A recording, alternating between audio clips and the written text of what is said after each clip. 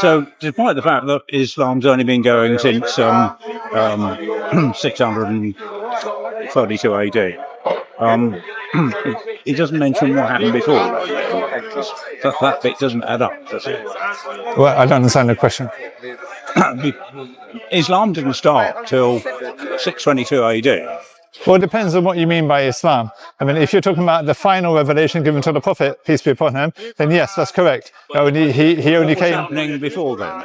Prior to that, Islam was the generalized religion sent by God to mankind, preaching in which all prophets taught the oneness of God and the need to follow His guidance for our benefit in this life and the next life. So that general message of the oneness of God and following God's guidance is called Islam. They call it Islam with a small I, not the capital I of Islam that we know it today as the final message sent to the Prophet Muhammad. It take thousands of years for that to come through.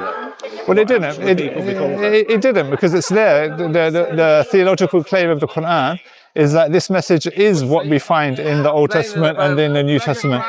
This religion up here and your religion down there. Well, it is, but it isn't, because you say Bible's been corrupt. Well, the core message the core message we can still detect.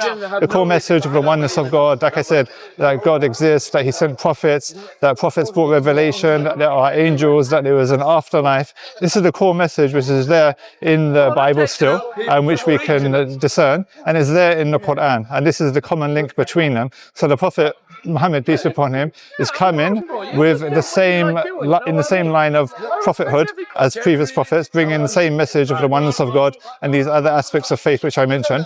But God has sent with him the final revelation of the Qur'an, which confirms previous revelation,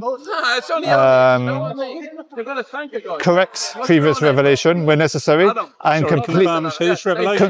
confirms previous revelation in the way that I explained. Corrects previous revelation if necessary, and completes revelation. It's the final revelation for mankind. So Islam positions itself as a continuation of previous religion, not a new religion, but rather the same monotheistic religion that has always been revealed by God to mankind.